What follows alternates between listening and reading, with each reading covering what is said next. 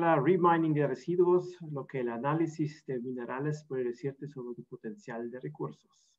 Es un gusto tenerlos acá en nuestro último evento en temas de minería y cierre de minas del año 2020. Hoy día con nosotros expertos del Helmholtz Institute de Freiberg en Alemania. Pero antes de empezar, algunas cosas más de logística. Contamos con traducción simultánea, ya que las presentaciones van a ser en idioma inglés. Encuentran un símbolo de un globo abajo donde están todos los controles de chat, participantes, etc. Y ahí pueden escoger el canal que les convenga. Si no necesitan traducción, no necesitan hacer nada. Si quieren la traducción en castellano, pueden escoger el canal en castellano. Y así pueden escuchar la traducción de nuestras intérpretes. El proyecto es se da dentro de nuestro Centro de Negocios Mineros, fomentado por el Ministerio de Economía y Energía alemán, que ya desde 2014 hay un convenio firmado entre Perú y Alemania en temas de minería, tecnología, medio ambiente, cierre de minas, entre otros. Y hoy día queremos ver un poco, escuchar experiencias, nuevas tecnologías desde Alemania para el aprovechamiento de residuos mineros, o sea, como tailings, reladeras, etc.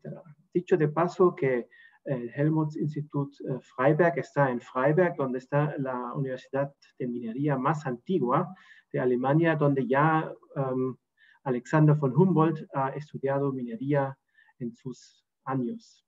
Así que Alemania ha sido un país minero y sigue siendo un país minero, aunque muchos quizás no lo saben.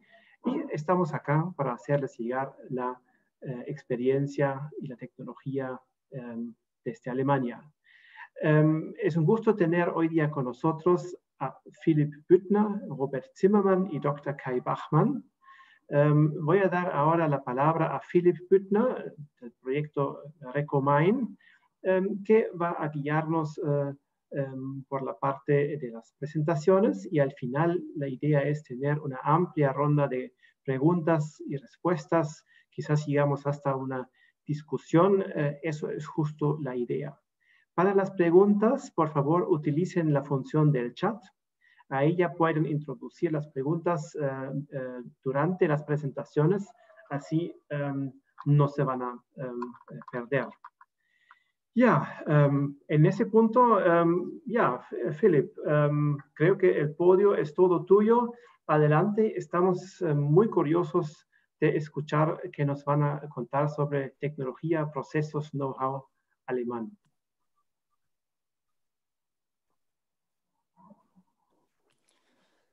Yeah, thank you, Jan Patrick. Thank you for the invitation that we are able to present here our technology.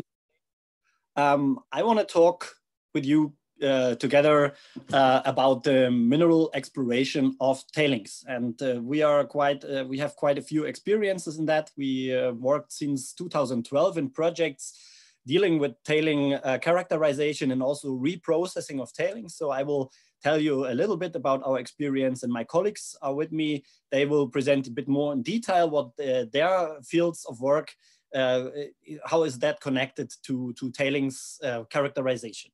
I'm Philipp Büttner. I'm from the Helmholtz Institute in Freiburg for Resource Technology, and I am coordinator of a German network which is called Recomine, and we are working on tailings and also on other mineways, but one of our main focuses on tailings. So I can share our experience with you guys. So I'm happy to be here. And I want to show you, or we want to show you in our presentation today, how we work with data. We have so how we work with historical maps and also with drone data. So we will also use digital elevation and digital surface modeling based on drone applications.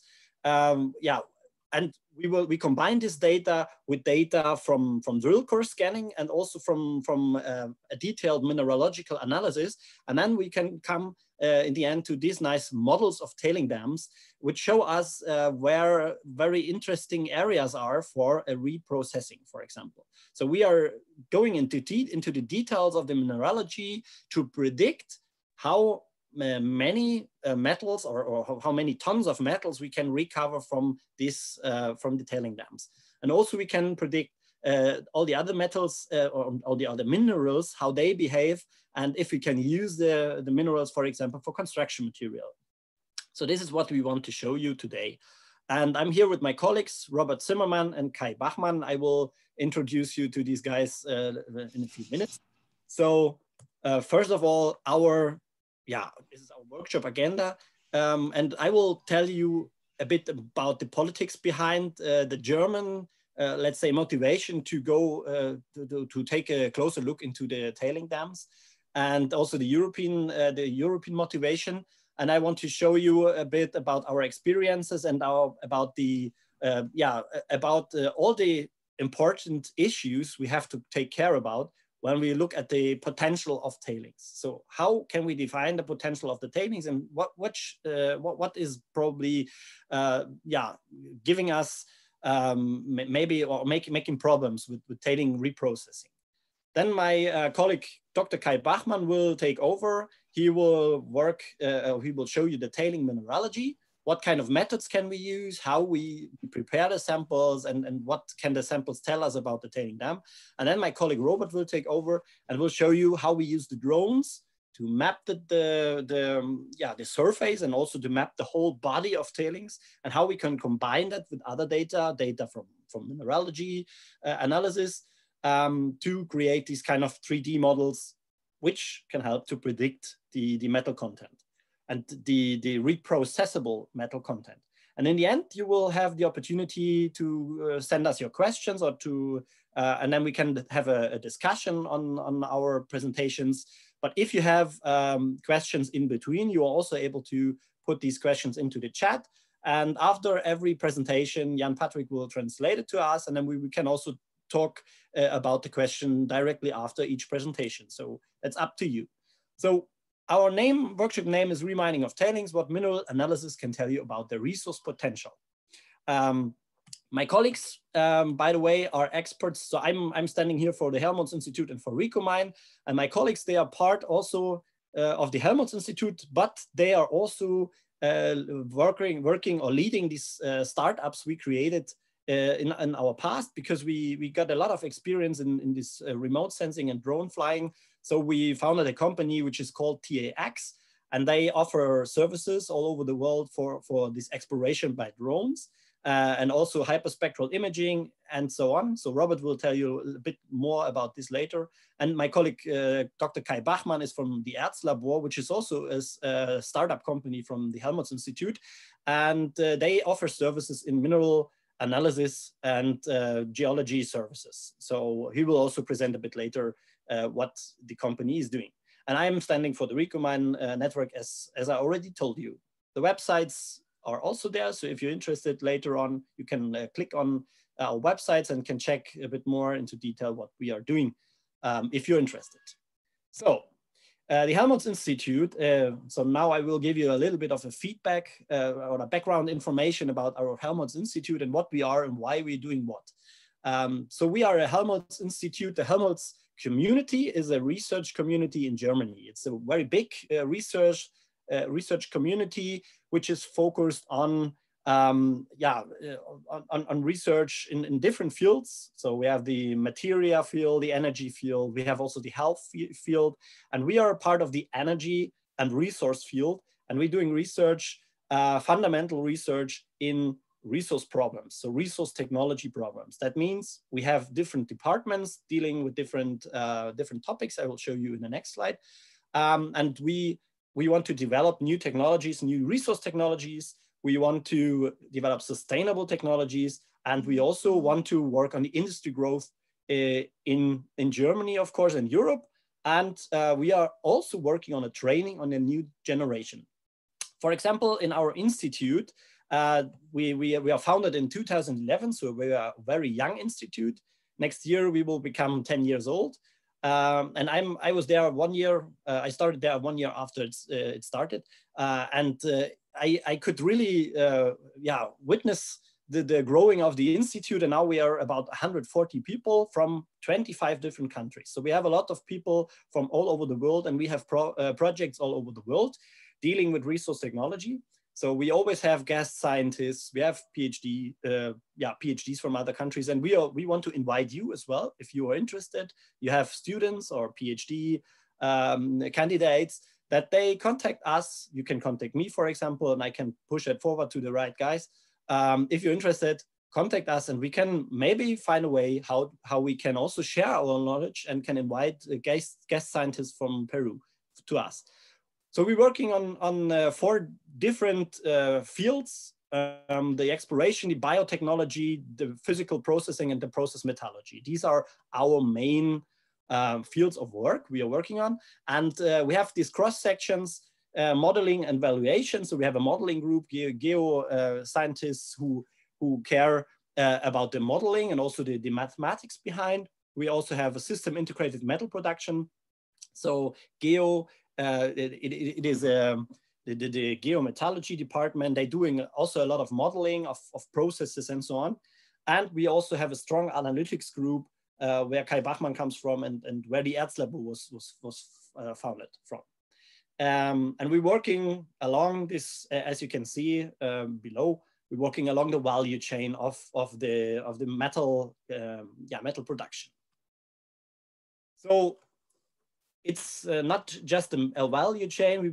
Today we're talking about the circular economy. So we are working along the circular economy, and you see the blue fields, blue and greenish fields up here. These are the fields where we are working on, and where our work is focused on. And the TAX company and also the Erzlabor company, they belong to the exploration, but also as Erzlabor, they do characterization of the output of physical processing steps, etc., and also of metallurgical processes. So where they do the characterization along the whole value chain or the whole circular economy where we work in. And the colleagues from TAX they are exploration group. And the Recomine network is working with all the mine waste. So that can be mining water, acid mine drainage, water, tailing dams, and slags and ashes from the metallurgy. So here you can see where that comes from. So we are, this is the field where we are coming from and where we work in. And we are based in a region which is the ore mining region in Germany. It's called the Erzgebirge. So this is a region, it's a mountain range on the border to Czech Republic. And here you can see the map of Germany. The green is the Free State of Saxony. And it's directly on the border to the Czech Republic. And also the Erzgebirge has a Czech side, and we are in close connections with the Czech partners as well to define projects together or to work together and share our experience. And what you can see here is that the region is very rich in different metals, or was rich and is still rich, because we have an active mining as well, an ongoing mining. And we are based here in Freiberg. So there you also see the signs of lead, zinc, and silver. So everything started with the silver mining in that region, and then later lead and zinc became of interest, and they started underground mining in lead and zinc. Also, we have a lot of tin mining in the Erzgebirge, and also tungsten, and we have a big history in uranium mining on the direction to Dresden. So there is the Elbe River, which is a huge river in our region. There we have a few uranium mining activities, and also on the other side of the Erzgebirge in the area of Aue. So these are the main metals which were mined in our region. And as you can imagine, the mining happening until the 90s, and then the mines were closed. So we have a lot of residues from the mining activities. We have a lot of mining, a lot of tailings, a lot of mining dumps, and also a lot of acid mine drainage in the region. And the companies in the region, after the mining closed, they focused a lot on these tailings and a lot on the cleaning, on the remediation of these sites, because we had a huge pollution, and it's a very dense populated area. So we have a lot of different people living around these areas. So that's why there was a huge need to do remediation and to clean the areas. And the focus the last 30 years was on the cleaning and on the remediation of these old mining sites.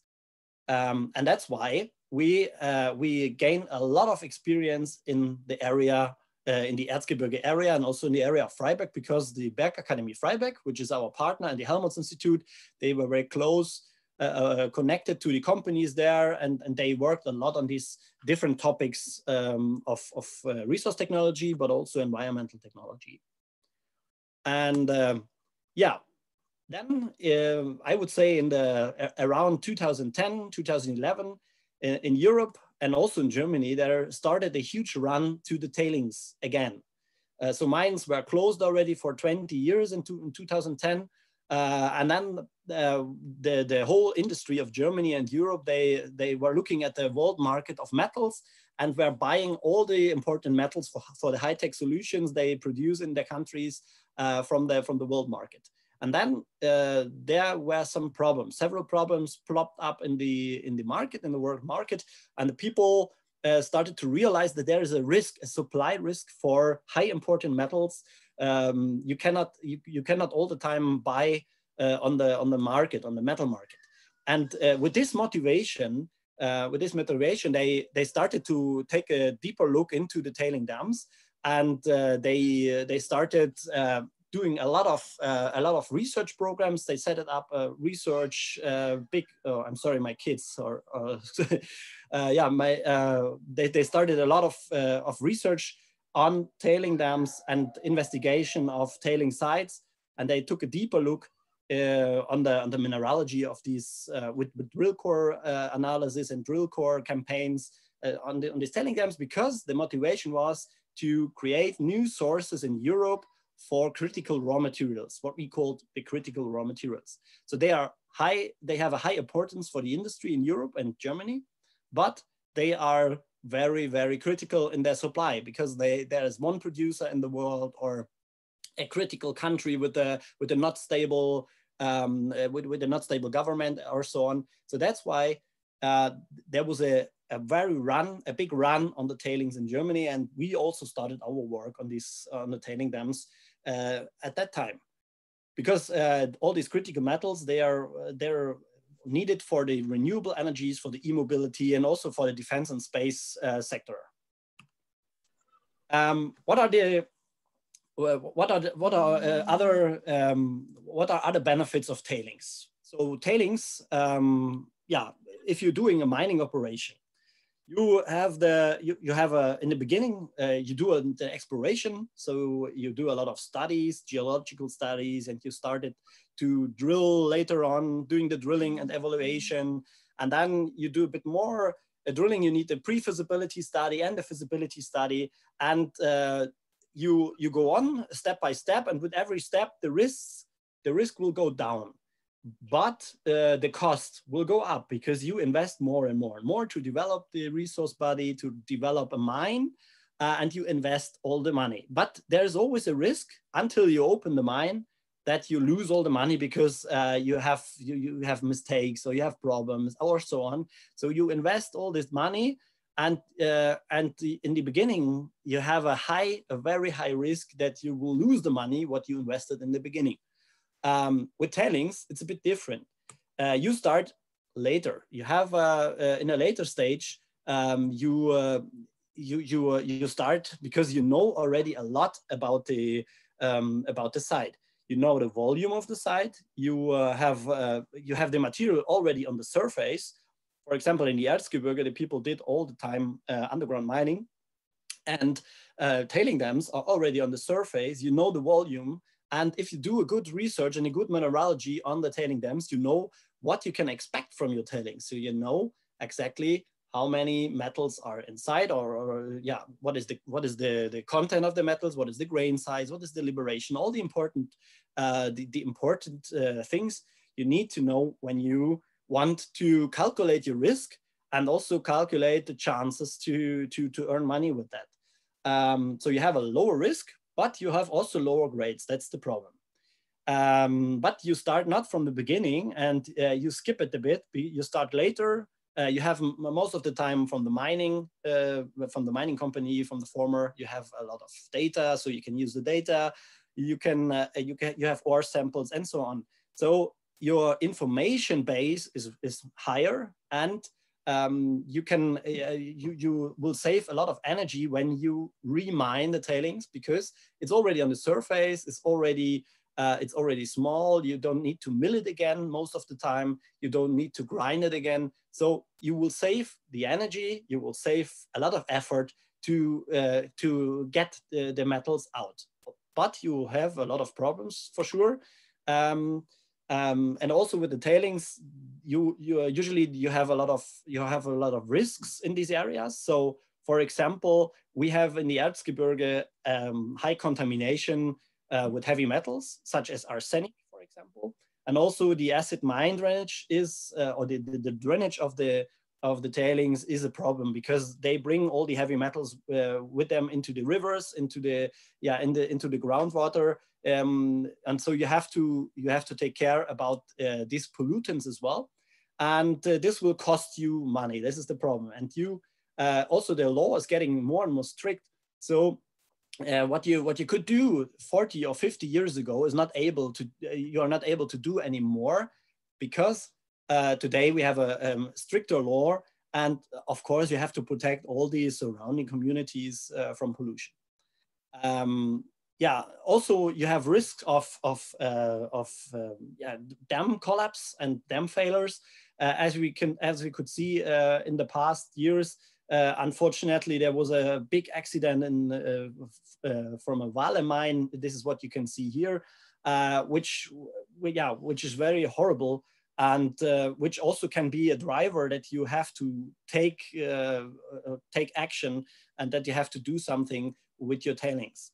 So this can also be the risk of a dam failure and a dam collapse can be a driver to take the material in your hand and to do something with it. And also we have in our area, because we had a huge uranium mining, we had also the radon gas emissions from the tailings because of the radioactive uranium inside. And there was a product from this process of radioactive, sorry, I don't know the English word for this. In German, it's Zerfall. That means when the uranium is cracking down to other products, then there will be radon gas emissions, and these are very, very dangerous for human health. So they can you have a high cancer risk when you breathe in this radon gas. And so also this is a big driver that you take the tailings again in your hand and do something with them. And as you can see here in Germany, we did that the last years. So all the uranium tailings were we worked on, and we made it, or we put on a dense layer on it, and we had to take care about the radon gas emissions, because they were very close to cities, and that occurs a lot of problems in the region. So this can also be a driver and a motivation to deal with tailings and to do something with the tailings. It's not just the critical metals, and it's not just the money you can earn with the metals. It's also the risk that can be a driver. And we are our idea in Germany is that we can combine that. We combine the cleaning of the tailings with a metal extraction, and so we can refinance the cleaning by selling the metals we can produce from the tailing dams. And this is the idea behind. This will save taxpayers money. If the taxpayer anyway will work on the state anyway have to work on the tailing dams, then we can also extract the metals from the dams to refinance it. And then it will save for the whole state a lot of money. So this is the idea behind, and this is also what we're working on in the RecoMine network. Also, based on these big accidents, a lot of mining companies started actions this year on tailings, because they don't want these accidents that happened in the last years. They don't want it anymore, and so they started the global industry standard on tailing management, which was published in London this year. And yeah, there are a lot of mining companies, big mining companies of the world, work together on a zero harm strategy, and for people and environment. And they have 15 principles and 77 tasks over the whole life cycle of this tailings. And they want to be stricter as a law to protect the people from it, and to take care about tailing dams, because they are high risk. And BHP, for example, started the Tailings Challenge some time ago, and also Vale started the Future of Tailings initiative. So there are ongoing actions right now, why big mining companies start to look again after the tailings. And we think that to do this holistic tailings solutions, you have to care about 3 different things. So one thing is the potential. So is there a general potential for this on metals in the tailing, and also on minerals? So can you use these metals or sell these metals? Can you get these metals out of the tailing? And then there is a social the social aspects. So what is about the pollution and environment protection? Do you have problems, and maybe heavy metal pollution? Community is very close. So do you have to take action and do something with the tailings? And there is also a technology issue. So what can your technology do? Is the technology able to extract the metals from the tailings, or the toxic elements to clean the tailings material? So these questions you have to ask yourself. And what we learned from our projects in the last year is that every tailing is different. So in the potential, in the mineralogy, in the technology, and the economy we can use for them. And also some are economic, some are not, but some have other problems why a state has to take action and to remove it, for example. Environment and social aspects are important as well. And I want to show you a bit more about what I mean with these 3 different groups here. So first of all, the potential of the tailings are not just the valuable elements. You have to take a look, of course, to the valuable elements. How are they distributed in the tailing dam? So it's not a homogeneous body. So the homogeneity is a very, very important question you have to ask yourself. Because when you have this spill off of the tailing materials, you have kind of a lake on these tailing dams, but close to the spill off point where the tubes spill out the mud from the processing and the processing residues, then you have a sedimentation of the heavier particles close to the spill off point. And in the middle of the lake, usually you have the finer material.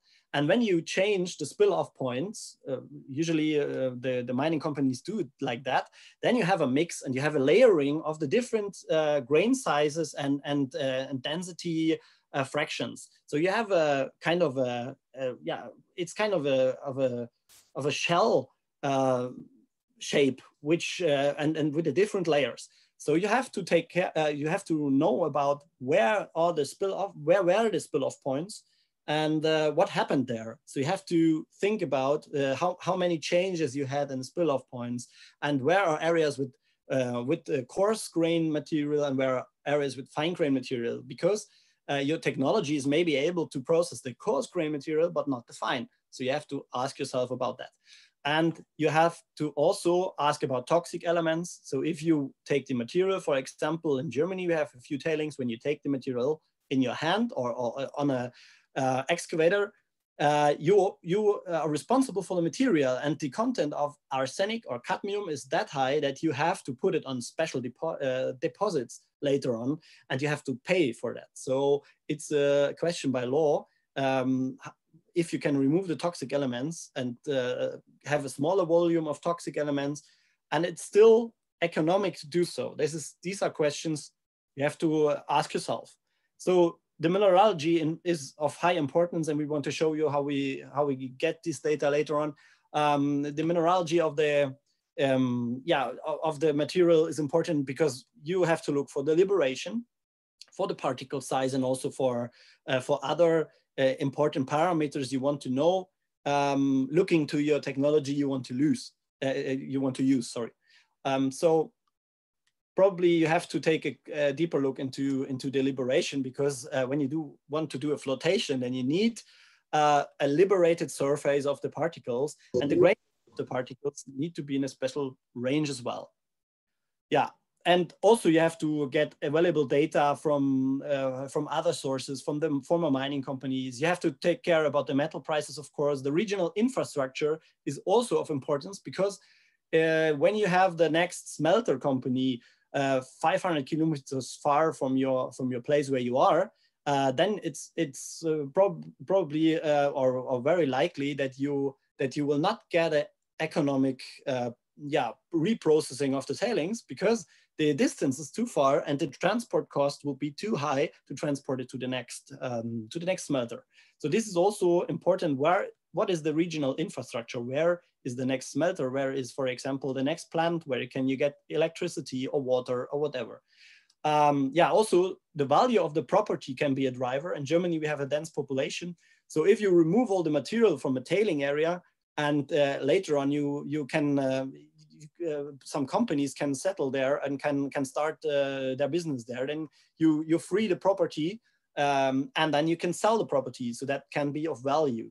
And also you can probably, of some of the tailings, you can use the residuos, so non-toxic residuos, for construction material. So maybe you can sell the material as construction material, and you can also remove material with that.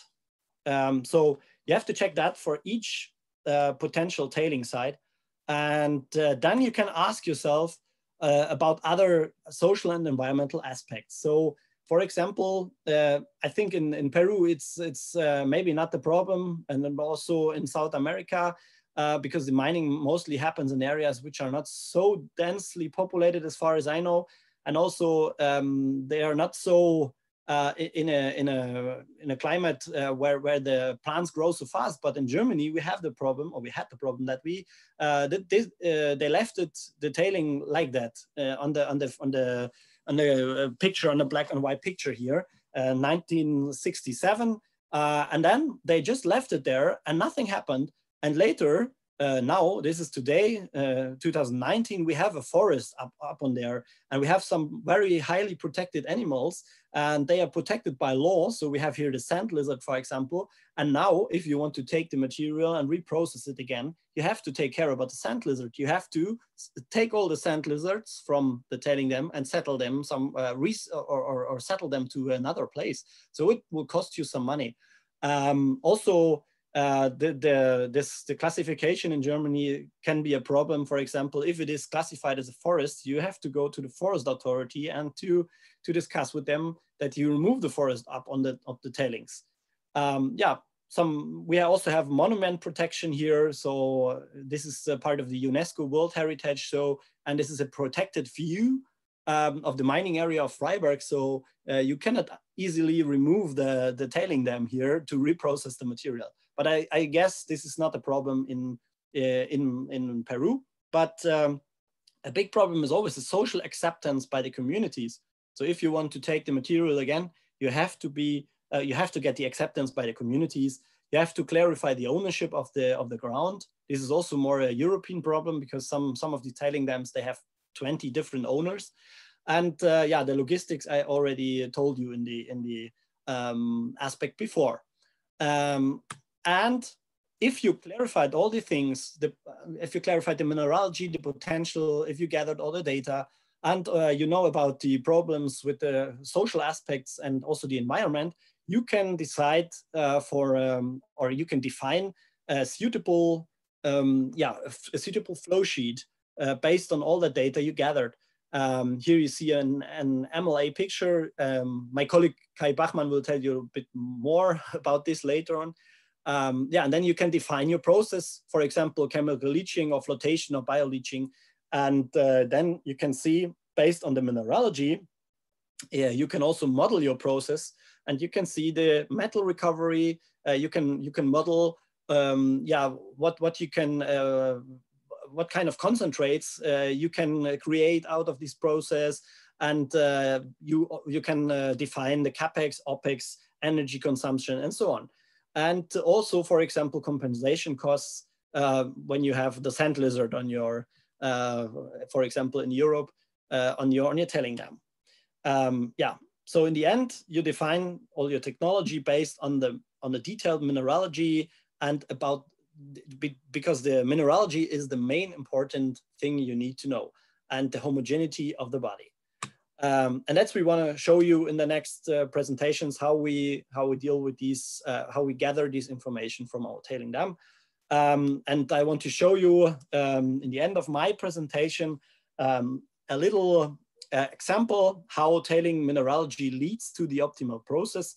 So I told you already about this tailing dam we have here in Freiburg. It's called Spülhalde Davidschacht. That means tailing. Spülhalde means tailing. And Davidschacht, that's the old name of the shaft where they mined the material. And yeah, we did a lot of investigation on this material, and we did the mineralogical analysis on the material, on valuable metals. So we found out that we have a lot of zinc, and within the same mineral, the sphalerite, we have indium as well. And this is mainly in that area which you can see here, yellow. So in this yellow area, there is a high concentration on zinc and indium. But at the same time, as you can see in the next picture, we found out that there are a lot of toxic elements as well. The arsenic, which is also sulfide, arsenopyrite, and also the cadmium, which is also in the inside of the sphalerite, is in the same area. So if you want to remine the zinc and the indium, you have to deal with the high concentration of arsenic and cadmium as well. And of course, it's important to know the grain size distribution. And as you can see here in the last picture, in this last model, we modeled the grain size distribution and found out that the blue areas are very coarse grained material, and the yellowish yellowish parts are very fine grained material. So we see here that we have high concentration on valuable metals in the grain size, in the grain fractions, which are a bit more coarser, and also toxic elements are there in that area a bit more coarser. So the conclusion was that we have a lot of sulfidic material here, and also our material, or our elements of interest are in sulfidic minerals. So we defined the bioleaching as the suitable technology, because bioleaching can deal with fine and coarse grain material, and it can deal with all this sulfidic material. And we will, with the bioleaching, bring everything in the solution, in the leaching solution. So we get the valuables and we get the toxics at the same time. So this is the suitable technology based on the mineralogical analysis we did before. And that's why we created for this tailing material a container, semi-mobile container-based solution, which we are testing right now. So with the bioleaching reactor, liquid extraction, and electrolysis cell. So we believe that the mineralogy is the main important thing you need to know, and you need to do that very exact. You need to set up a very good grid on your tailing dam to drill, and then you need to interpolate between the different different drill cores and the different analysis. Because it's important that you know the structure of your tailing and the mineralogy. And how you can take a closer look to the mineralogy will tell my colleague Kai Bachmann, Dr. Kai Bachmann now from the Erzlabor. He will show you what kind of methods you can use to take this deeper look into the material. Thank you. And I would say, yeah, Patrick, maybe Philip, if you have questions so far. Exactly. Just before we start with Kai Bachmann, I stay in English because this question is already in English from Rudolf Suppes.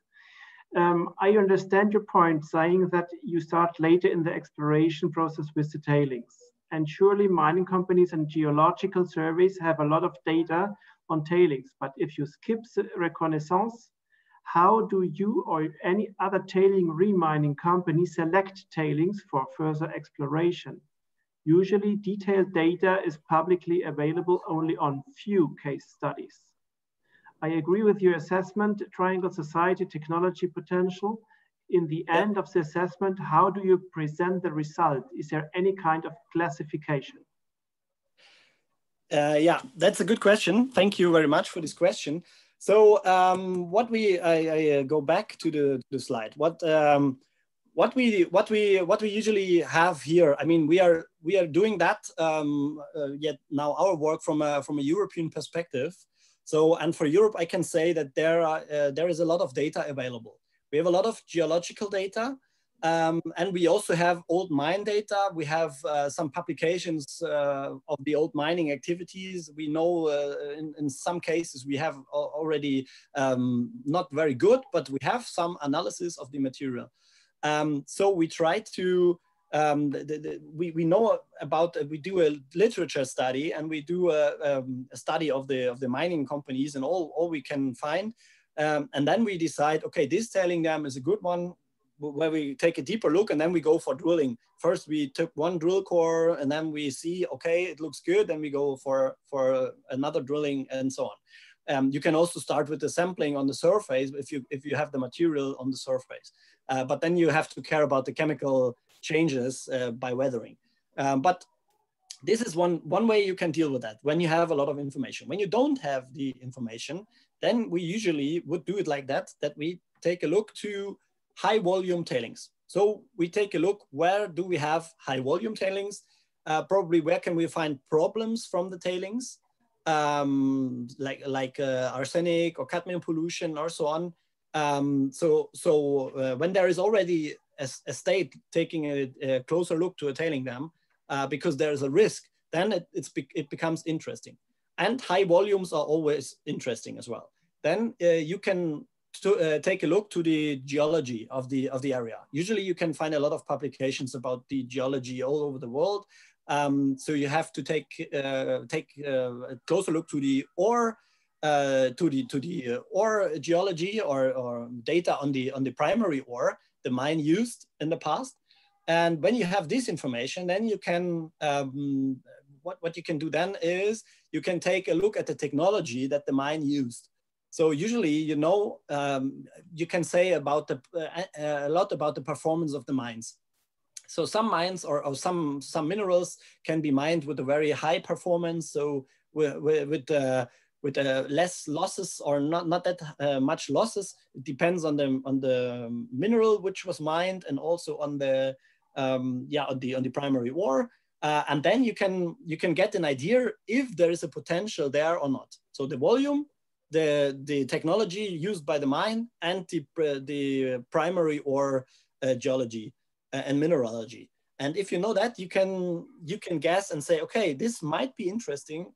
Then I can go there and take a sample, and then you can do a sampling, starting with surface sampling and getting a bit more into detail when the analysis is interesting. This is how we would do it in the somewhere where the data is not available for mining. Thank you, Philip. There just is another question. I stay in English because this question is also posed already in English. In the case of the David tailing, considering that the remotion of the material is difficult, did you evaluate in situ leaching techniques? Yes. we are in the beginning when we did investigation on that, we were also taking a look to in situ leaching. In situ leaching is a problem in Germany because if you do in situ leaching, you need a dense layer on the tailing, on the base of the tailing, which we not have. So it's old tailing from the as you could see, from the 60s, 50s, 60s, and we also have in the underground of Freiburg, we have a lot of cracks in the rocks. So if you start a leaching, you can be. It is very likely, because we have a weathering, a natural weathering by rain, which brings heavy metals to the underground mines, and the underground mines, they you have different different water streams underground where they left the mine, and this is something you can't control. That's why the German authorities will never never agree on in situ leaching. That's why we try to do this a semi-mobile version for smaller tailings, where we can do it in the reactor, in containers, and if we finish the material, we will move the container to another tailing, which is of interest. Good. Okay, just one more question came right now, and then I think we should go on in order not to get behind the time schedule. From Oswald Eppers, in the case of the Spülhalde deposit, what are the average concentrations of zinc and indium which make the process feasible? Okay, for this Davidschacht tailing, it is not feasible just by the value of the elements. There is an action from the government, and the government needs to do a remediation on the tailing dam, because we have massive problems with arsenic and with cadmium. Even the city of Hamburg, which is more than 500 away, they get cadmium pollution in the port, in the mud of the port from this area. So there is a massive interest that from the state to do a remediation on the site, and we have about 1% of zinc and lead, and we have about I would say it's several ppm. So I would say up to 20 ppm of indium inside, which we can get with this with the leaching. But the problem is that that will not refinance the whole operation. But anyway, the state has to invest money, so they will invest several millions of euros to do a cover or to put a cover on the tailing dam, which we think is the wrong solution. So if they would give us, or if they would support our solution, we could bring critical metals to the market. We could do the remining on this material. We could remove the material. We could get a few benefits. If you cover the area, then you just lose the area. You have to care about the cover. When the cover is not dense anymore, you have the problem again. So this is nothing which is sustainable. We think the sustainable solution is here to combine the remediation issue with the metal extraction, and that is in the combination is the value. But just by the metals, the operation will not be feasible. That's unfortunately like this. But we have other tailing dams where they are rich in tin, for example. The value inside is much higher. So there is the situation completely different. But for Davidschacht, it is just in combination with the remediation. Yeah, thank you, Philip. So I see no more questions now, and I'm looking on the time. I think we should proceed. So please, if you can introduce your colleague. Yeah, my colleague is Kai Bachmann, Dr. Kai Bachmann, and he will present now the mineralogy. So he will present us, he's from the Erzlabor, and which is our spin-off from Helmholtz Institute, and he will show us the methods we use to characterize tailing material. So Kai, thank you. So hello everybody. I just will share my screen. I hope everybody sees the presentation now. All right. So thanks for the nice introduction, Philip. And it's always great to listen to your presentations and your enthusiasm about tailings. So I'm still part of the HIF, but as Philip already said, also part of Erzabor.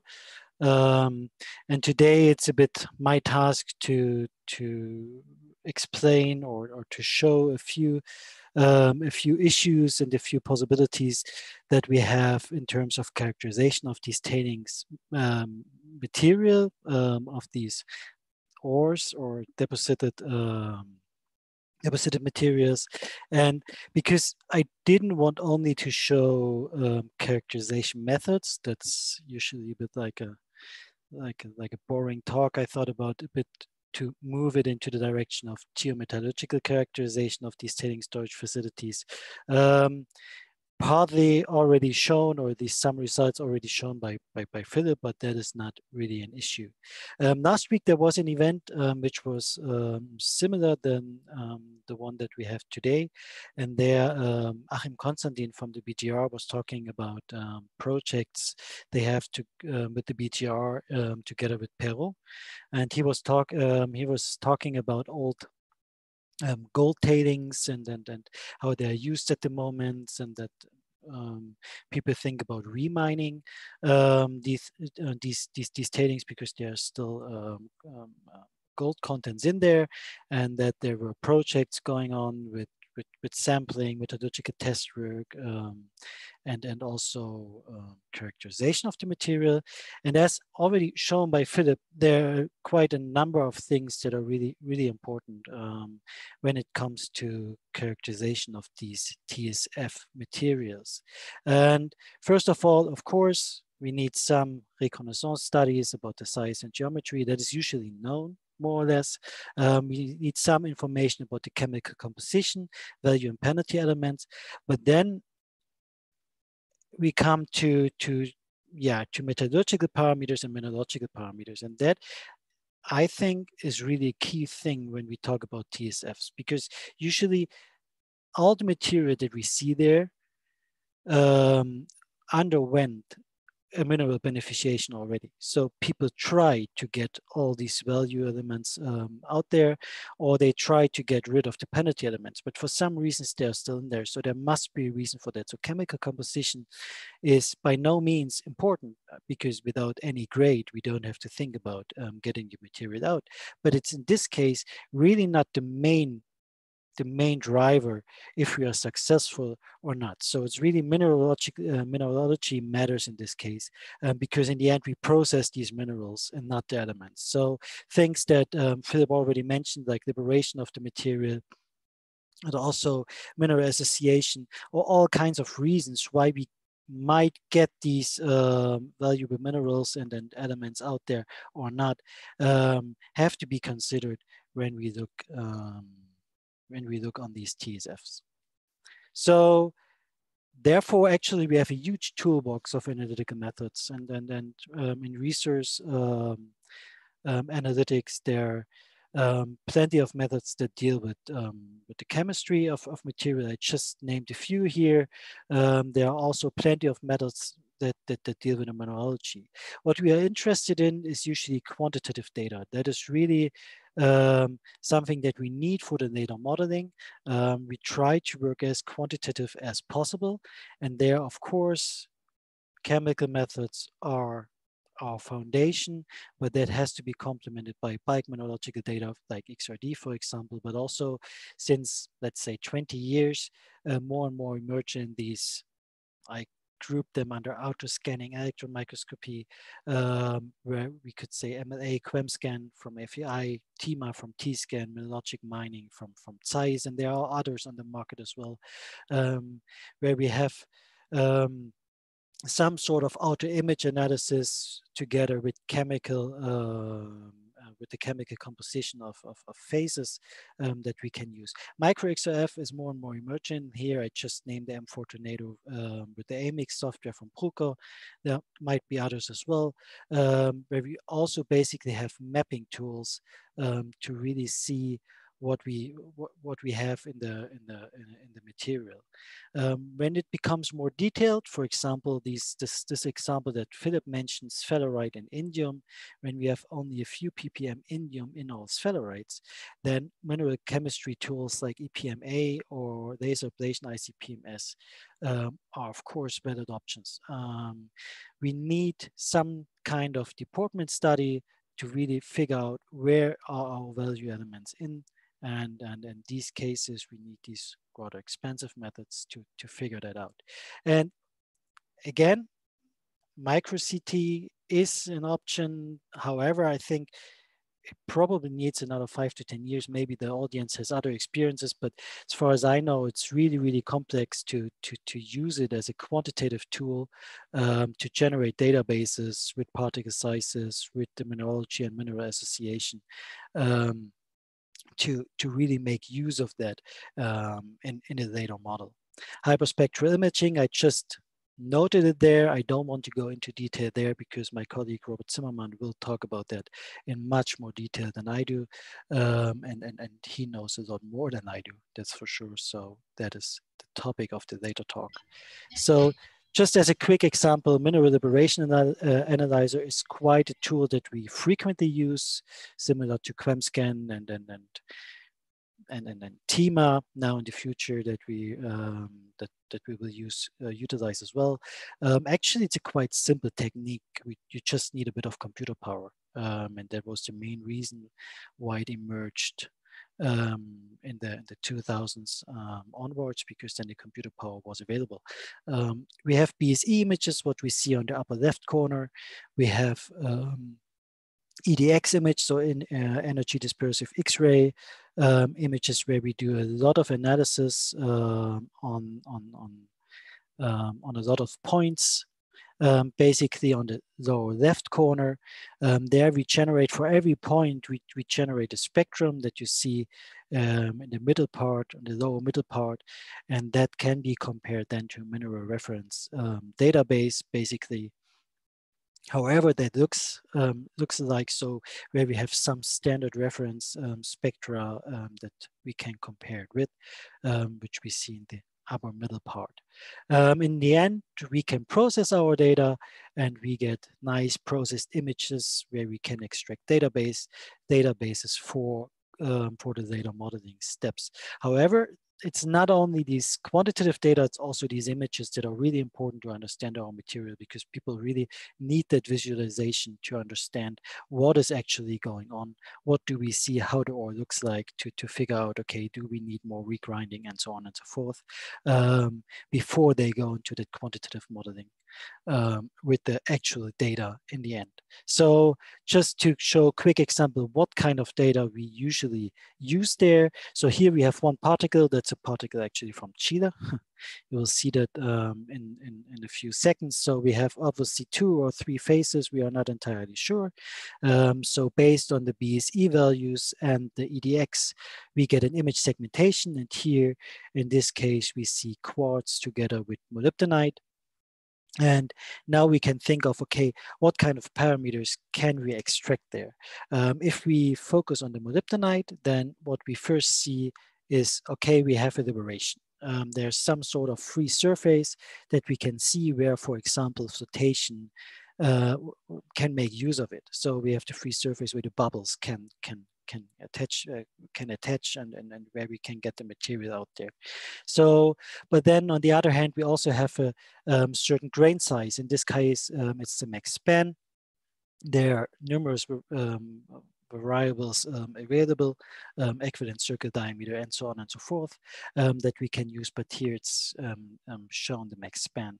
On the other hand, particular for molybdenum and molybdenite, that's quite important, is the aspect ratio. So we also have shape factors in the end. So the aspect ratio in this case shows how elongated the molybdenite is, and it really depends on this aspect ratio, how good it will float or not. So that has really an influence. So shape factors are also important. So that are just a few things. We see these particles, like the whole one particle, which is divided into grains. And for every grain in there, for the quartz, molybdenite, and so on, we have these different parameters that we can make use of. So that is just a short introduction into what I would call a bit of these resource analytical methods that we make use of. And now just as a first case study, Philip already showed a few things there. First case study is one from the Erzgebirge, and this is the Tiefenbachhalde in Altenberg. On this upper right corner, we see the actual mine. It's not mined out. There's still, let's call it leftovers. Actually, it's pretty large leftovers available there, but mining stopped roughly 30 years ago. So at the moment, there's no mining activity anymore, but it's not that there's no resource potential anymore. What happened there in this huge hole is that, like from ancient times onwards, people were mining there the tin. The tin is located in a granite or monzogranite Greisen type ore, so it's hydrothermally altered actually granite, but still very, very hard.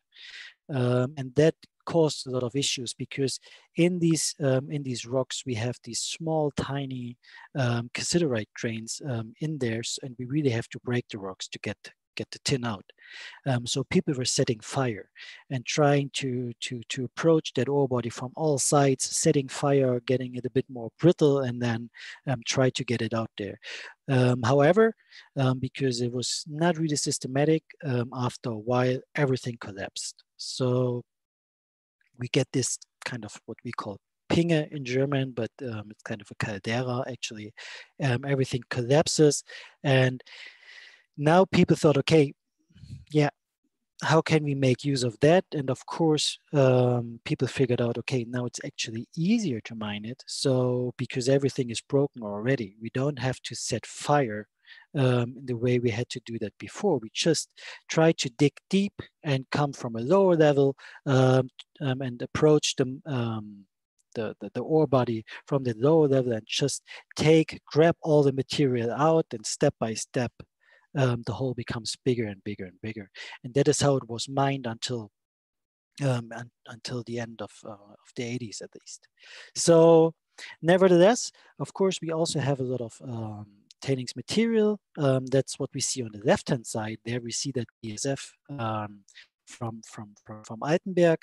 And here we have roughly 4 million tons. That's what we know. We also have an idea about the tin grades there. In general, it's still can be still considered as a tin resource actually. So, and we only had a recovery rate of 50%, even in the 1960s. So again, mineralogy matters, and also particle properties matter. And in this case, obviously, people were not able to get the tin out of the material and stored quite a lot of the tin on that TSF. So chemical investigations might be useful, but it's still not enough to really figure out what is going on. So we need conclusive information about the tin deportment and what is going on there.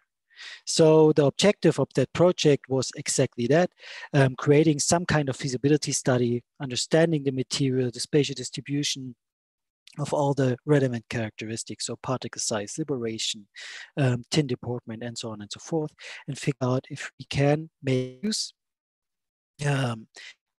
of all that knowledge to remine the whole deposit, because there's also quite a bit of arsenic in there, which is considered as a penalty element. All right, so this is basically the flow sheet that was developed from exploration to a final geometallurgical or geomineralogical model, making use of drone-based DSMs, the digital surface models, making use of all types of analytical data, really drilling, getting drill cores there, trying a few lab scale and large scale tests or pilot scale tests in terms of processing to figure out, okay, what can we actually recover? And then in the end, like I said, putting everything into a holistic model. So that is this digital surface model. I will not go into detail again, but there you see we had quite a number of drill holes that we are taking out which is rather expensive considering the small volume of the TSF. And all the data models that you will see will be drawn along this line that you can see here in the middle. So, however, there are other holes as well, which you will not see then on.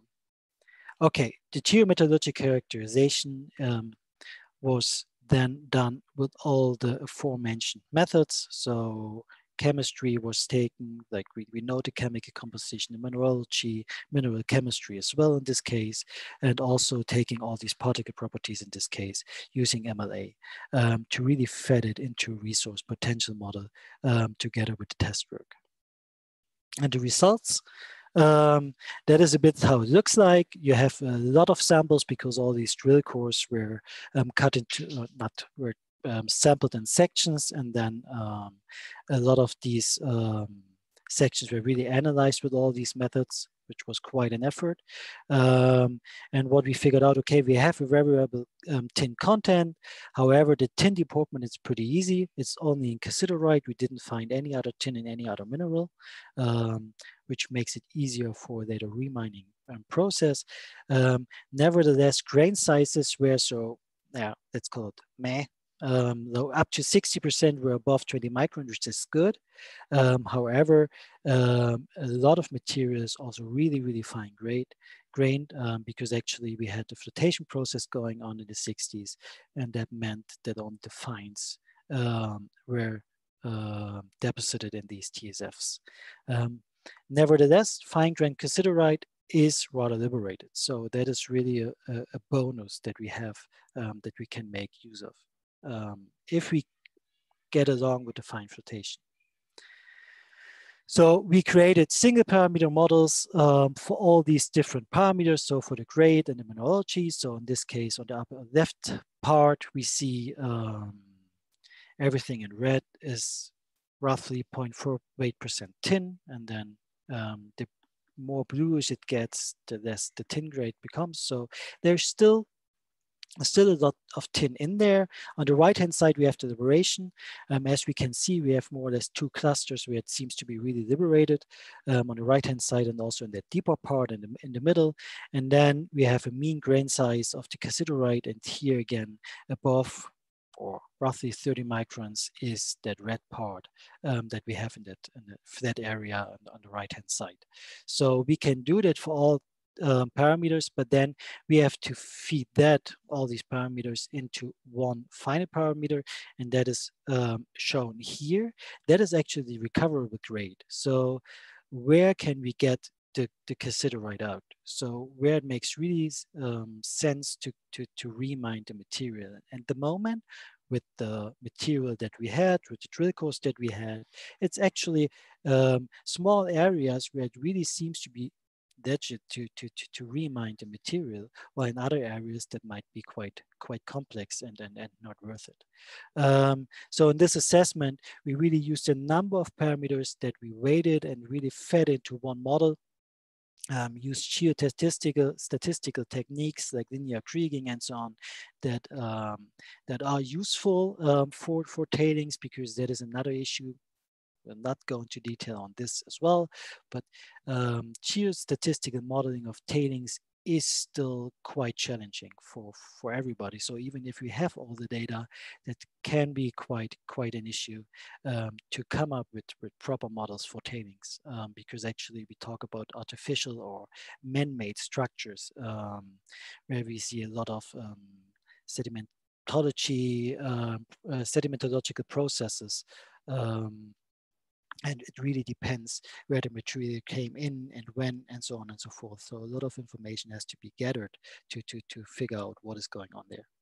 So nevertheless, that was the first model that we saw, at least in Germany, or that was published of geometallurgical model for these tailings.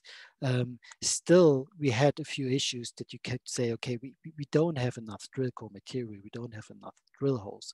So we try to improve on that, and now it's a rather new project that we will start mid of next year. It's also part of that Recombine framework, where we try to work exactly on that issue. So again, we will use a lot of the techniques that I showed you before. But here we will change a bit the way how we drill and how we get the drill core material. This is now a tailing a TSF in Ernfriedersdorf. It's just a different case study. It's also in the Erzgebirge. Again, we talk about tin, but also other elements. And here we will try to drill everything and to build a similar model, just with a much higher data density, and if we get lucky, at similar costs. So that is the aim for now.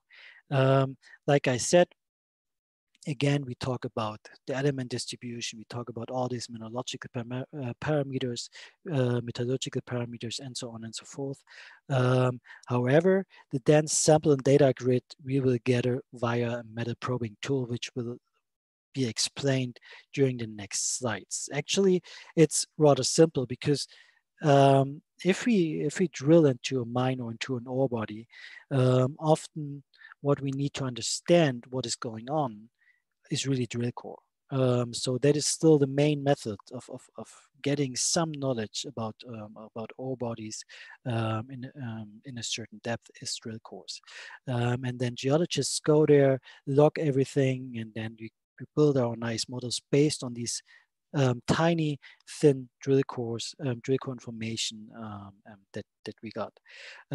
For tailings material, it's a bit different, because there actually we don't need drill cores from everywhere. We know, at least to a certain part, what is in there.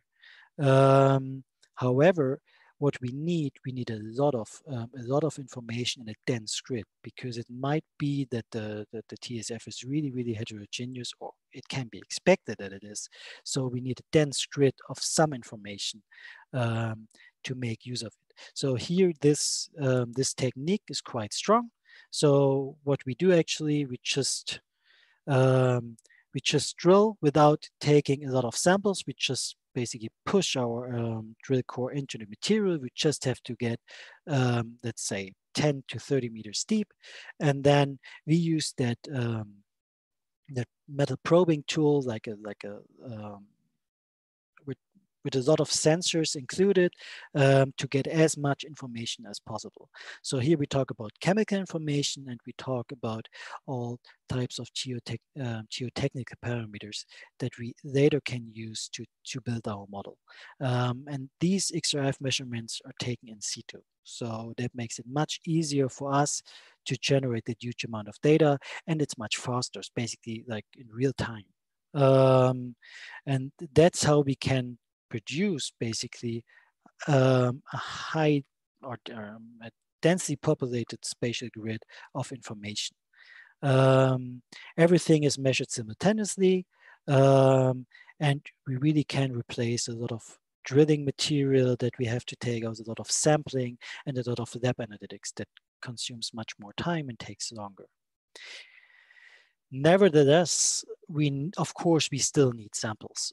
First of all, the XRF measurements we do with the probe is less accurate. So we have to make sure, particularly when we want to do a feasibility study according to an international standard, we have to make sure that our XRF data is valid. So therefore, we have to take samples, which will be taken every now and then, and will be used for calibration of our in situ measurement data. On these samples, of course, we have to do the methodological analytics as well. The good thing is we can link the mineralogy similar to what I have shown for the Tiefenbachite. We can link that to our dense chemical grid that we already have.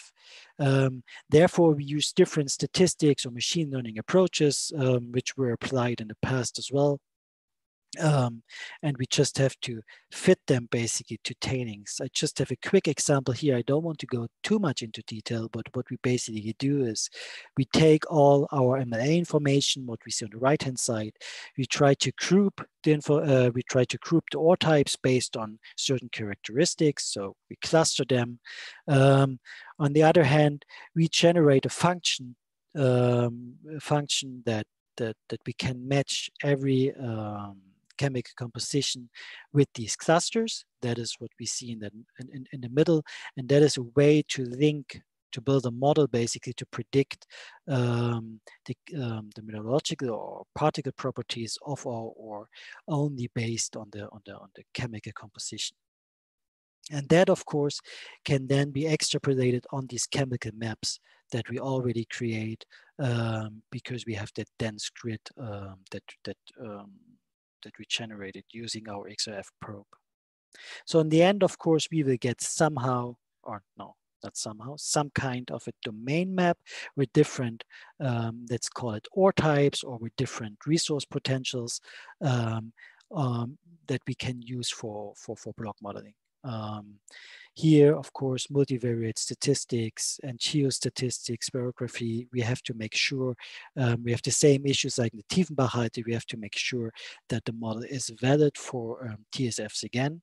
Like I said, that's challenging. But here we have the first time we have a dense grid that we gather at reasonable costs that we can use for our 3D modeling, which can be utilized also in future projects and in other ore types, other TSFs all over the world, basically. All right, so that would be the final block model then if we follow our schematic approach. Takes us another 2 years to build that, but I'm sure that the results will be even better than for the Altenberg tailing. Thanks.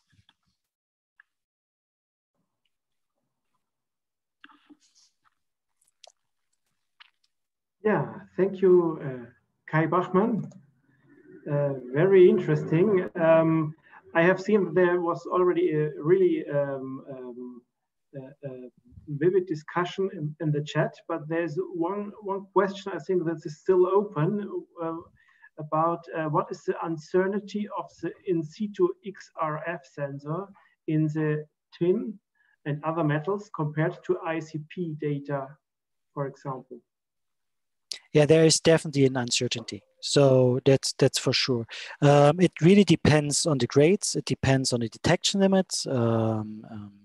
So for example, with these XRF tools that we use in the probe, we wouldn't see the indium, for example, of 20 ppm.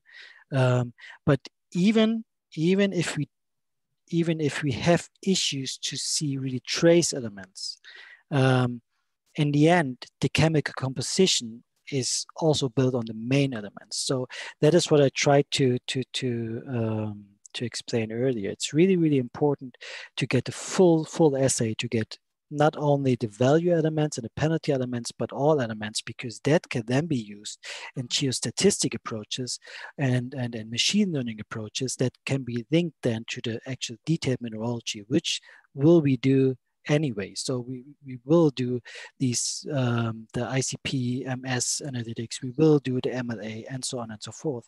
But then we can cluster these ore types and can then build a model based on our chemical composition that we have everywhere. So the uncertainty plays a role, a huge role, and we will also be able in the end to show how large the uncertainty is. But even if we cannot measure every trace element to really in detail, it helps us to build the model in the end. Okay, thank you. There's another question in the chat. FRX, DRX, or XRF, two methods to identify components. One would prioritize the elements, the others structures. The sensors seem to have quick application in any field. My concern goes to the side of one of the methods. Prioritize proportions of elements to the other structures. Would it be important to know if the priority of structures because of the incidence in the elements? I'm not entirely sure if I got the question right, but I tried to explain how I understood it. Or if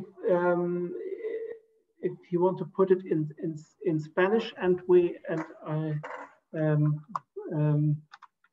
perhaps it's easier to understand the question.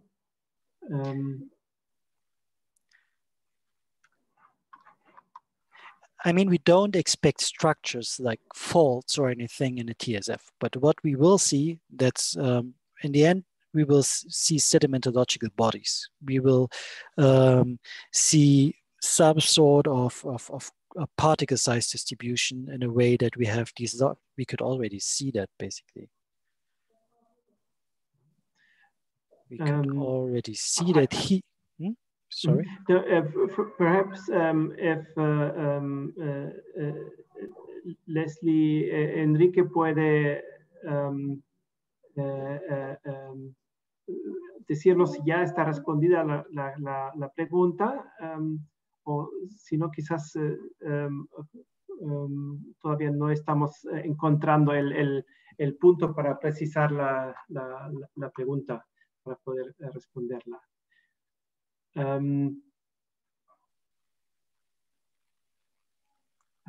So I might try to answer it.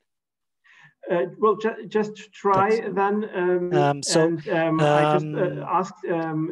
So if we what we see here, for example, when it comes to the mean grain size of cassiterite, we see already that we have a distribution that is not homogeneous at all. So that's just because how these tailing dams were built. I mean, the material comes in from one side, and then the material distributes like in a river, distributes all over the TSF. And of course, we will have a fractionation in terms of valuable minerals. We will have a fractionation in terms of grain sizes, densities, and so on and so forth.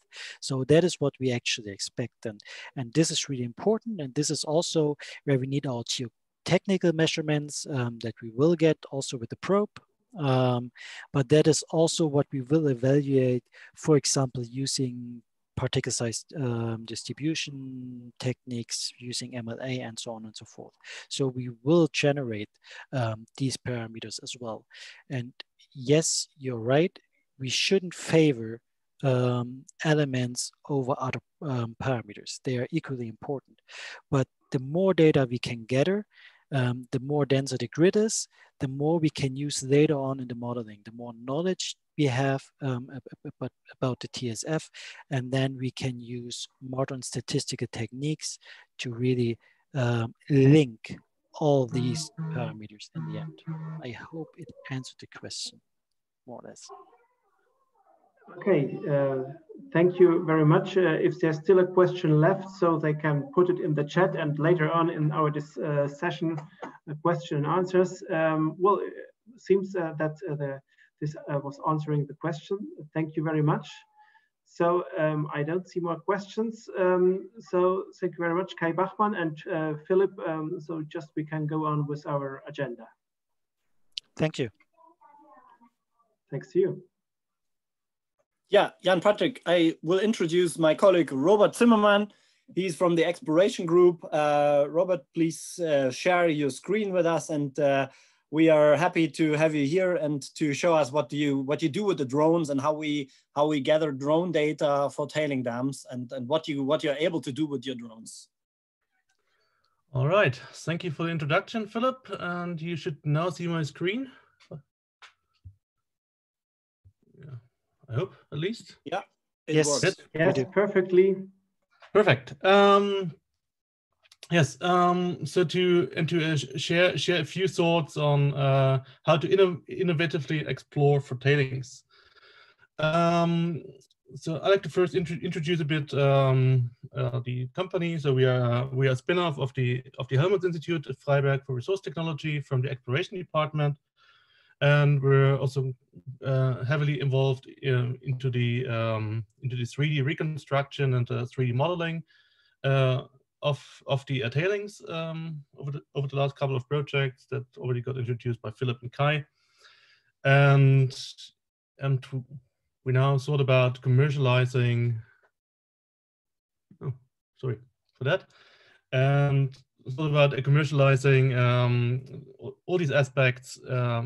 So to to make it more accessible to a wider community, and also to better disseminate the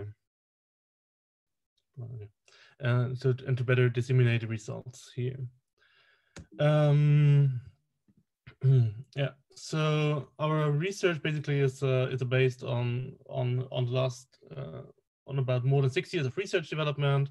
Within the team, we have a combined experience of more than 15 years, and with a wide experiment, with a wide experience in more than 10 countries worldwide. So from the glacier of Greenland to the dunes of Namib Desert, basically, we operate anywhere on the world for our clients. And so the services we are focusing on is very much circled on hyperspectral outcrop and mine phase scanning, and also hyperspectral drill scanning. And we will later on see how we can put this into the workflow of a tailing characterization. And also as an additional product, we also use satellite drone data and detailed laboratory analysis, then together with this hyperspectral data to put into a 3D model to get a quite a good resource characterization. First of all, I'd like to show a few case studies on these single aspects, and then later on we can see how we can put these all these tools together for tailing exploration. So the first case study, multi-sensor drones, or using a drone for mineral exploration. I suppose many of you are aware of drones and using drones in exploration, mine surveying, mine monitoring, environmental monitoring, etc. And also aware that that is quite a fast and precise tool for surface characterization, and also to track surface changes over the last or over a temporal frame.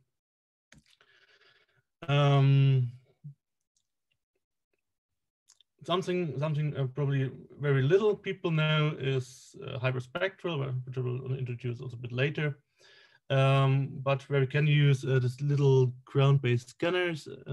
Yeah, it's not that nicely visible in the middle picture, but where we can, from distance, assess the mineralogical composition of a walls over, for example, over this pit, without going there and with the need to assemble the wall, which is of course dangerous when it comes to rock slope hazards or trucks driving around, etc. And these data, despite only surface data, can be a valuable input for later resource modeling. And then, of course, hyperspectral Torrico mapping. That's quite an emerging tool that I suppose also in Peru is quite widely used and offered also by various companies, where you can then quite rapidly characterize all drill cores for their mineralogical composition, and at a quite good resolution of about 1.5 millimeter per pixel, what we're talking about here, and analyzing about 500 to 800 meters of core per day. So we can get a quite rapid characterization that can then be feed back to where to sample, how many samples to take, and then also extrapolating the information that you got from those samples to a bigger scale. We'll see in a bit how we handle this. Exactly. Now coming to the exploration of tailings, as you can see here, or how we apply this to tailings. That's an example here of the of a monazite tailing in Catalão in Brazil. And as you can see, it's very fine-grained material. Everything's flat. Everything's looking the same. You don't see that big differences. And that's quite challenging for the resource characterization. The workflow itself for tailing exploration, I would put down into 4 main categories. The first category is surveying and data compilation, where we get a first idea on the geometry of the tailing, and what could be potentially in there. Then, of course, we need to drill and sample it. Then we need to analyze the samples in with geochemical and mineralogical methods, where Kai already introduced many of them. And then the last step, there's this 3D modeling, where we then want to know how many or how much metal we do have in our tailing, and how much we can extract from the tailing.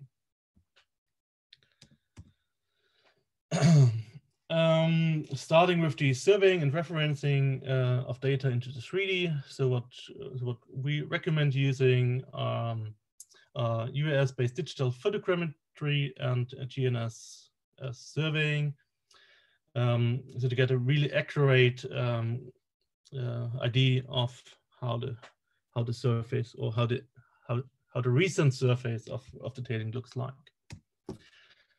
We have our little fixed wing drone here that my boss at the institute is launching. Takes off, flies automatically. It's a flight path, acquires the images, so standard RGB images, and then it comes back and lands. And now we only need to download the data. And with the data, we can then build so-called digital terrain models. Or digital surface models. If you filter it, you get to a terrain model that then form the basis for the later 3D model. To also allocate drilling sites and to put and to use it as a kind of master, also to reference legacy data. And then the most important step here, or the most important task in this step, is to reference everything into a 3D environment. And that can be quite challenging if you have different geographic reference systems. So in Germany, for example, we had until 1990 we had a Gauss-Krüger system with the reference close to St. Petersburg, which is of course in terms of elevation a bit different to if you use the base of Den Haag, or which is used nowadays in Germany, and also the entire referencing is a bit challenging, as you need to have a correction factor, etc. And so bringing all the data together into 3D and making sure they're really properly overlapping is quite a challenging task here. Exactly. Now we are coming to the drilling and what to do with the drill core. One thing you could do, what we didn't do back in the days when we run this project, or this first project, because the machinery wasn't there at this time.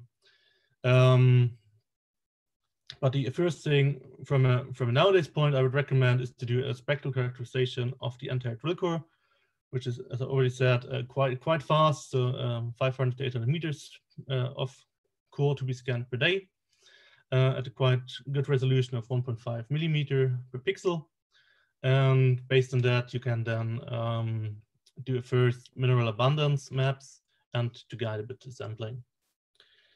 Now this guy is talking about spectroscopy. Spectroscopy, what is it? Very brief introduction here. So we have a light source. It can be the sun, can be a light bulb. and this light bulb is emitting light, and this light then interacts with the surface and material. So, for example, what we have here on this tray table in the acrylic core scanner. So, for example, on the acrylic core, and then by reflecting from the target,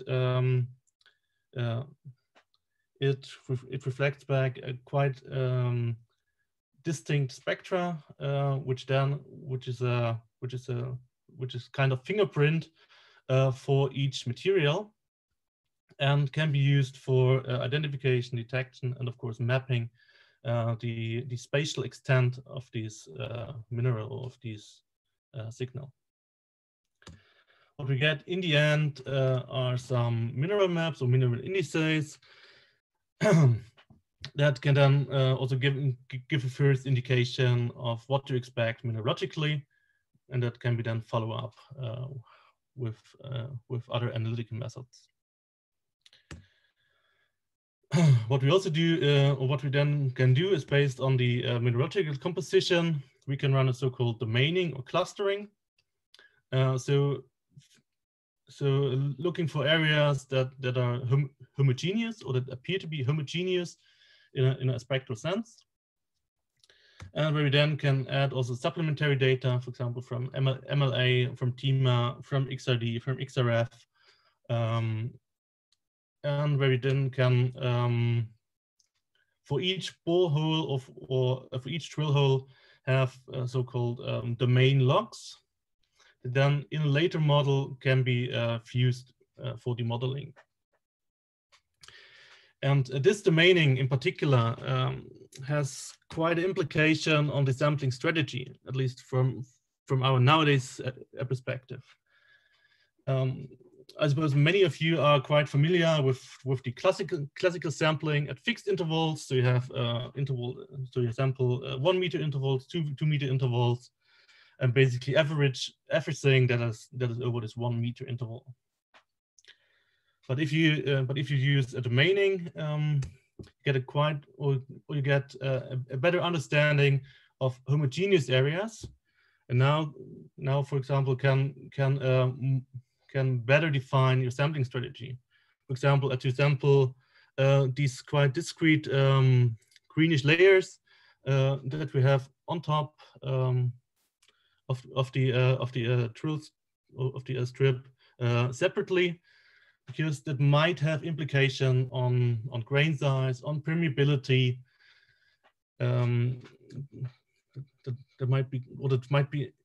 That are information that you don't want to lose for later modeling. And it is in particular important to better account for the heterogeneous layering in a tailing. And the tailing in that sense is a small sedimentary basin, a man-made sedimentary basin, with all the other implications that sedimentary basin or sedimentary basins bring along. Now we sampled everything. We analyzed the samples. Now we have the data. We have now numerical data. We might also have categorical data. Now we can put this data into a 3D environment, for example, GoCAD or Leapfrog, and start now with interpolation, the standard interpolation methods like creaching or inverse distance weighting. All of them are not really applicable for tailings.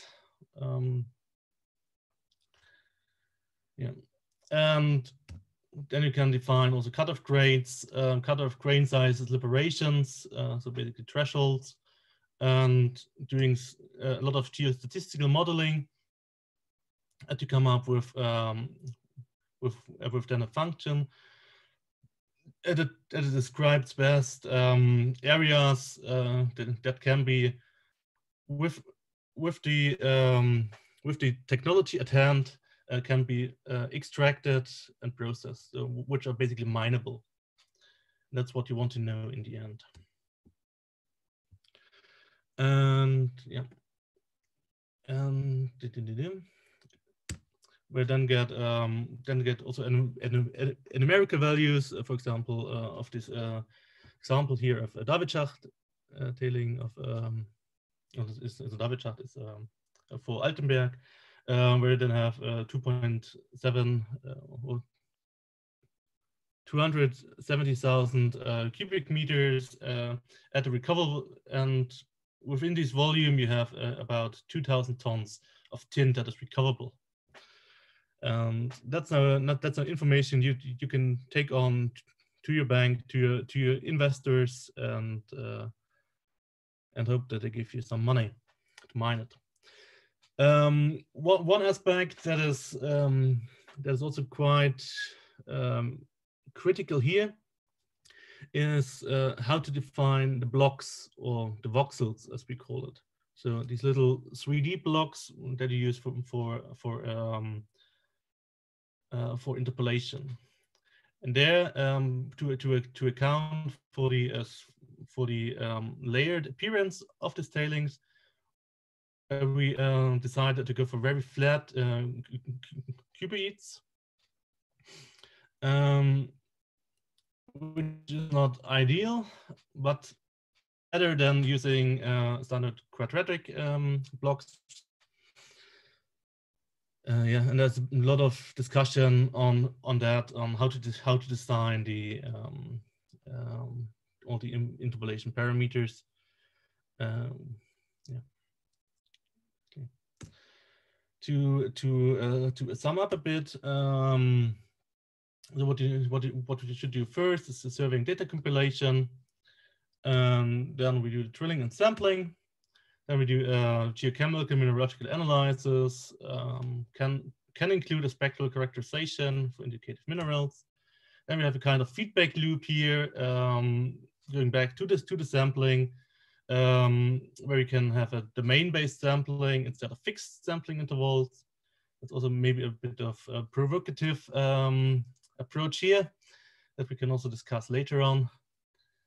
And then we feed everything into this 3D modeling to know how much ore in metric tons can be extracted with a given technology.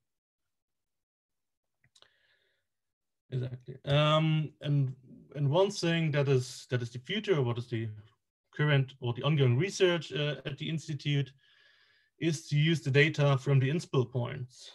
As also Philip introduced in the very beginning, you have these different inspill points into the tailing that, of course, then controls strongly which mineral gets settled, which grain size fraction gets settled. And this modeling of the sedimentary processes is a non-straightforward task and will take at least 1-2 years until we have also algorithms that deliver good results on a constant basis. Exactly. Then I'd like to thank you, all of you, for your time, for listening. And if you have a question, you can always contact me. And yeah, if you have a question, happy to answer them now. Thank you very much, Robert Zimmermann. Indeed, very interesting. And I have here 2 questions. The first one is, how do you deal with wet tailings when hyperspectral analysis is impaired? One good question. Yeah, of course, hyperspectral and water, they don't like each other. So the core should be tried before. So having a dry surface is beneficial. Only beneficial, or it's a requirement? Depends on the wavelength range. It's good to have. So it's required per se, but it's very good to have a dried surface. And then there's a question going more to the grain. What is a typical cost for tailing exploration per hectare or surface area according to your strategy? That's a tricky question. I mean, it always depends on the location of the tailing, on what we do in the end. But that's maybe something for Philip better to answer than myself. Yeah, perfect. I think it's also we are now in the phase of the question answer round. So all the three experts may answer the questions, of course.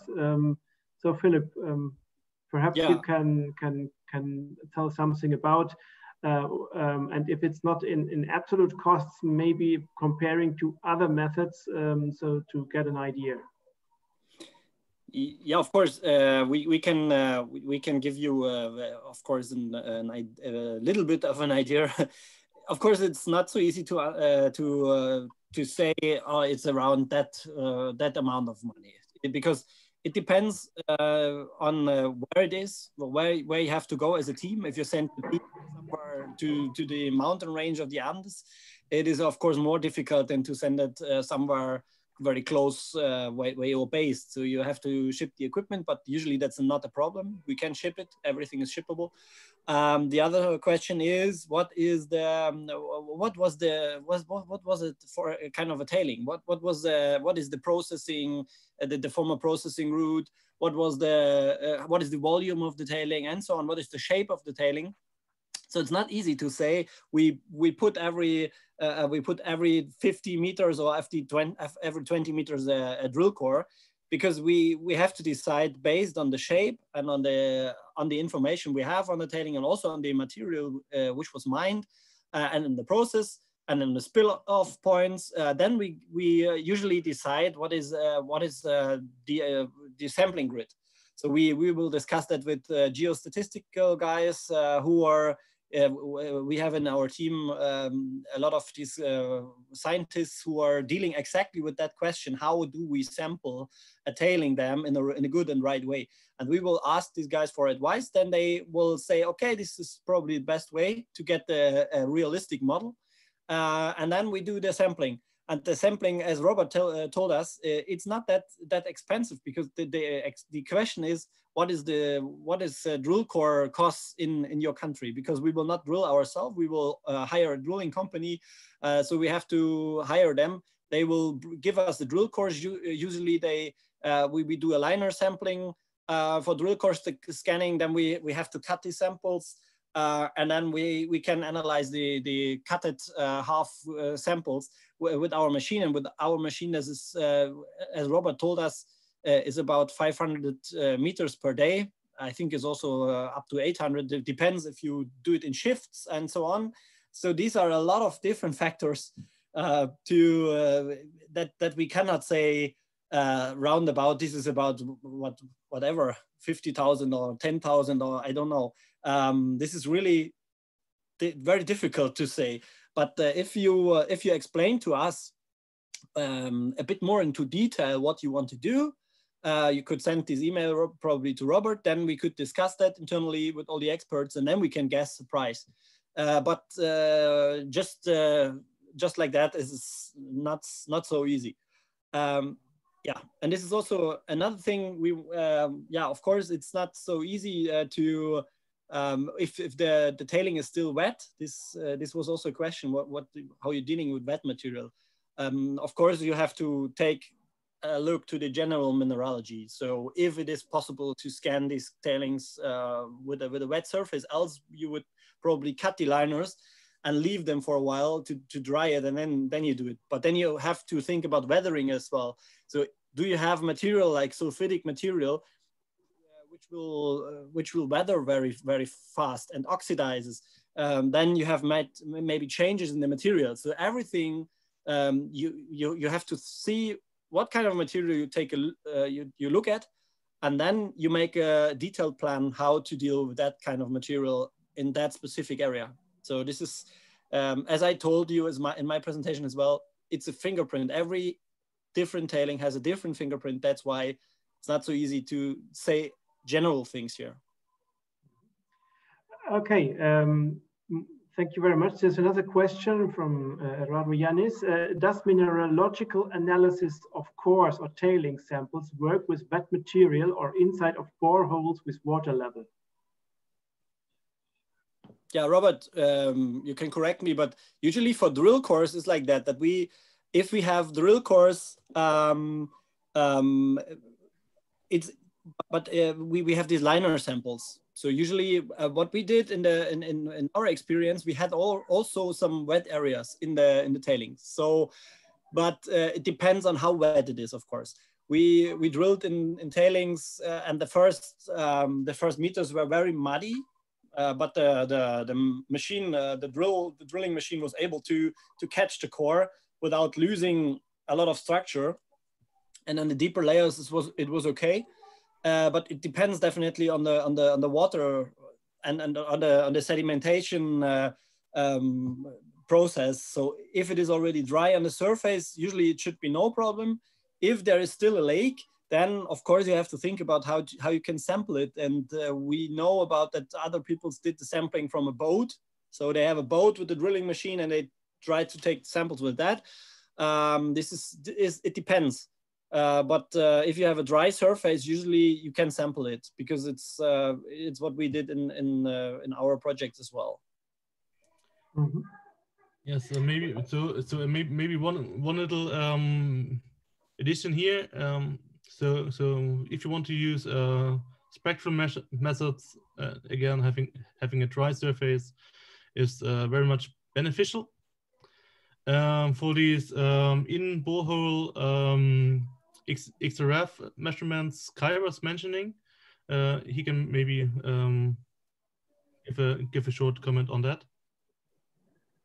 Yeah, this is there we only get elemental compositions, but no, not underwater. That is, so we don't get mineralogical data there, and we can't do that underwater. That's an issue. That's true. Okay, thank you very much. Just as we were talking, depends on your tailing. Just a question to Robert.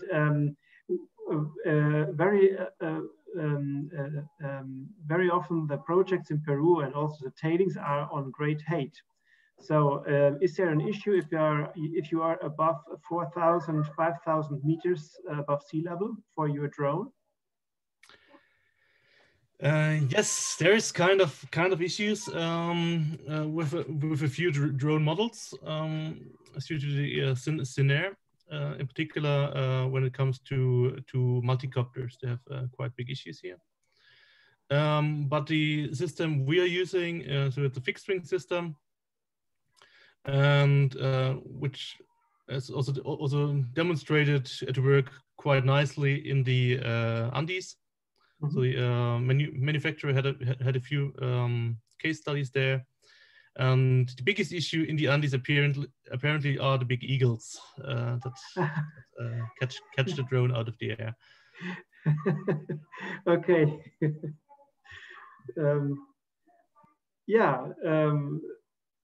Thank you very much.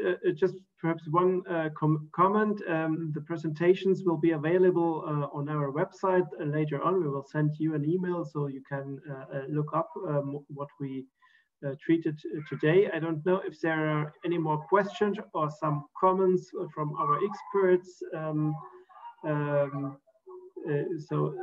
Now would be the moment for some comments and questions, and then we already are heading to 11 a.m. Peruvian time, which was our time frame. Yeah, maybe I would add something. If you are after this workshop and after the presentation, if you have any questions coming up, feel free to contact us. We are there for you. We can answer these questions. Maybe if you're interested in any technology or any project dealing with tailings or tailing, characterization by drones or by MLA or mineral analysis, just contact us, and we are open for every question and open also to work with you together. Yeah, thank you. And thank you very much for this invitation that we could do this workshop here together with you. Muchas gracias. Estoy cambiando al castellano. Muchas gracias a todos, a los asistentes, a nuestros expertos. Por suerte ya pasó el ambulante de la fruta porque casi no me hubieran entendido porque estaba tan alto su anuncio de papaya rica y naranja que estaba vendiendo. Eso es la realidad acá en el Perú en esos tiempos. Ahora ya me entienden nuevamente. Muchas gracias a todos. Seguimos trabajando en esos temas. Como ya lo mencionó Philip, les pueden contactar a ellos. Si tienen un problema a entrar en contacto, también pueden contactar a mi colega Ann Yasmin o a mí. Y también quiero mencionar que ya en la semana pasada habíamos dicho que estamos armando un grupo de trabajo justo en el tema de relaveras, tailings, medio ambiente, en el tema de cierre de minas, en conjunto con más empresas e instituciones de investigación de Sajonia y otras áreas de Alemania. Si tienen interés en formar parte de ese grupo de trabajo, también por favor pónganse en contacto, porque la idea es que eso sigue y no que sean así eventos aislados donde uno va y consume, sino la idea es entablar una discusión entre ambos lados, entre Perú y Alemania, en sus expertos en el cierre de minas.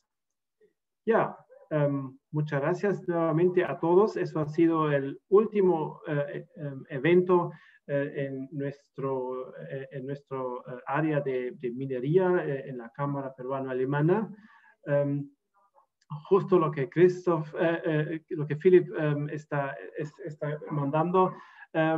Les deseo feliz Navidad, mucha salud para la Navidad y el año que viene. Creo que es lo más importante en esos tiempos. Cuídense mucho y ya vamos a estar de regreso en enero para ustedes. Muchas gracias y cuídense mucho.